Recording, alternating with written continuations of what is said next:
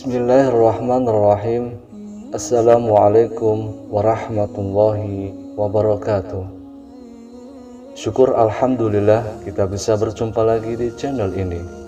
Salawat dan salam selalu dan tetap tercurahkan kepada junjungan kita Nabi besar Muhammad sallallahu alaihi wasallam. Allahumma sholli ala sayyidina Muhammad wa ala ali sayyidina Muhammad. Harapan dan doa saya semoga sahabatku semuanya selalu diberikan kesehatan, dilapangkan rezekinya, diampuni dosa-dosanya, dan dipanjangkan umurnya. Amin ya rabbal alamin. Sahabat beriman yang rahmati Allah, pada zaman yang sudah serba canggih ini, budaya barat atau asing sudah biasa dilakukan oleh sebagian besar orang. Salah satunya yaitu pergaulan bebas, terutama di kalangan remaja. Hubungan antara laki-laki dan perempuan sudah menjadi sangat wajar dan tidak dilarang. Padahal, dalam agama Islam, hubungan pacaran antara laki-laki dan perempuan sangat dilarang karena bisa menjerumuskan pada perbuatan zina. Faktanya saat ini sudah banyak gadis yang hamil di luar nikah lantaran terjadi karena kecelakaan. Zina merupakan perbuatan keji yang dilakukan oleh pria dan wanita dan terjadi persetubuhan di antara keduanya. Perbuatan zina adalah salah satu perbuatan yang dikutuk oleh Allah Subhanahu wa Ta'ala, dan sebagai umat Islam kita dilarang atau haram hukumnya untuk mendekati zina. Zina itu sendiri dapat digolongkan menjadi dua golongan, yaitu zina muhsan atau zina yang dilakukan oleh mereka yang sudah menikah, dan zina ghairu muhsan atau zina yang dilakukan oleh mereka yang belum pernah menikah. Adapun hukumnya adalah dengan cara dirajam atau dilempar batu hingga mati bagi pelaku zina muhsan, dan hukuman dera atau cambuk serta diasingkan 1 tahun lamanya bagi mereka yang melakukan zina ghairu muhsan. Sebagaimana yang disebutkan dalam firman Allah Subhanahu wa Ta'ala, perempuan yang berzina dan laki-laki yang berzina, maka deralah tiap-tiap seorang dari keduanya 100 kali dera, dan janganlah belas kasihan kepada keduanya, mencegah kamu untuk menjalankan agama Allah. Jika kamu beriman kepada Allah dan hari kiamat, dan hendaklah pelaksanaan hukuman mereka disaksikan oleh sekumpulan orang-orang yang beriman. Quran Surah An-Nur ayat 2. Dan terdapat para wanita yang mengerjakan perbuatan keji, hendaklah ada 4 orang saksi di antara kamu yang menyaksikannya. Kemudian apabila mereka telah memberi persaksian, maka kurunglah mereka wanita-wanita itu dalam rumah sampai mereka menemui ajalnya, atau sampai Allah memberi jalan lain kepadanya. Quran Surah An-Nisa ayat 15. Lantas bagaimana cara seseorang jika ingin bertaubat dari perbuatan zina? Sahabat beriman yang dirahmati Allah, berikut ini adalah amalan penghapus dosa zina. Yang pertama, menyesali perbuatannya. Tidak akan terhapus dosa seseorang jika ia tidak mengawalinya dengan penyesalan. Rasa sesal yang dirasakan oleh seseorang yang berbuat zina dapat mengembalikannya pada jalan yang benar dan kembali pada Allah Subhanahu wa Ta'ala.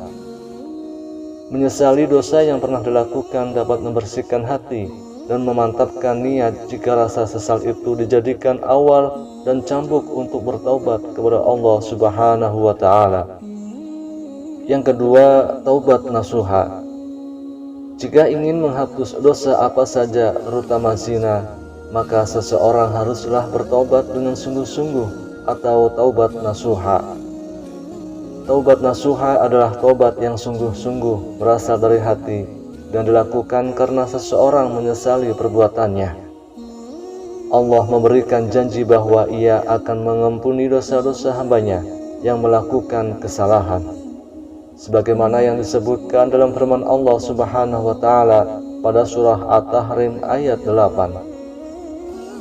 Hai orang-orang yang beriman, bertaubatlah kepada Allah dengan taubat nasuha atau taubat yang semurni-murninya.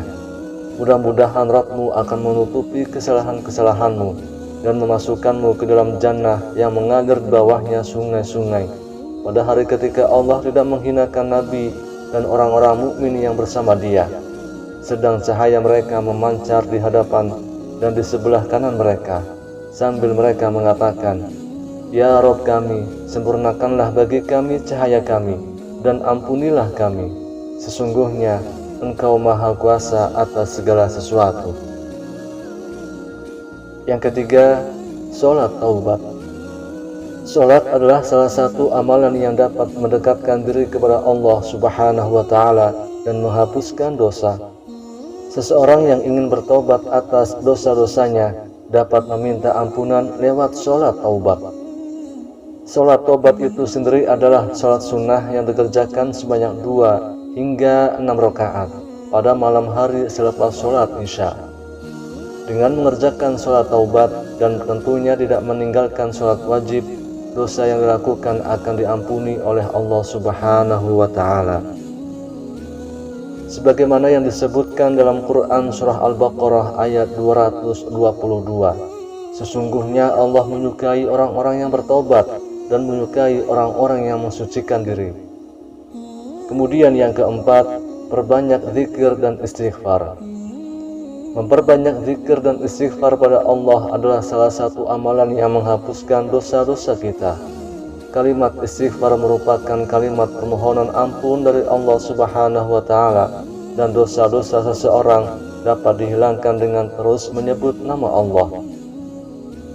Sebagaimana yang disebutkan dalam firman Allah Subhanahu wa Ta'ala, dan juga orang-orang yang apabila mengerjakan perbuatan keji atau menganiaya diri sendiri, mereka ingat akan Allah, lalu memohon ampun terhadap dosa-dosa mereka, dan siapa lagi yang dapat mengampuni dosa selain daripada Allah, dan mereka tidak meneruskan perbuatan kejinya itu, sedang mereka mengetahui.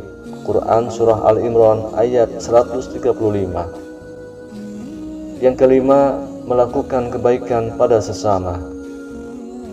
Jika seseorang berbuat dosa dan keburukan, maka untuk menghapuskannya ia perlu melakukan hal atau kebaikan kepada orang atau makhluk lainnya, seperti dengan bersedekah, menghapuskan hutang orang lain padanya, memberi makan binatang, dan sebagainya. Seperti yang dikisahkan seorang wanita pelacur yang masuk surga karena memberi minum anjing yang kehausan.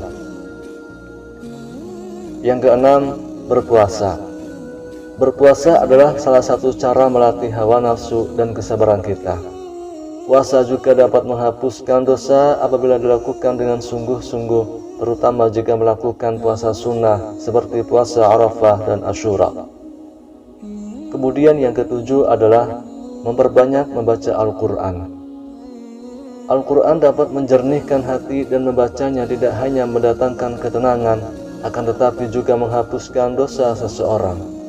Sebagaimana yang disebutkan dalam hadis riwayat Muslim, bacalah Al-Quran karena sesungguhnya ia akan datang pada hari kiamat untuk memberikan syafaat kepada pembacanya.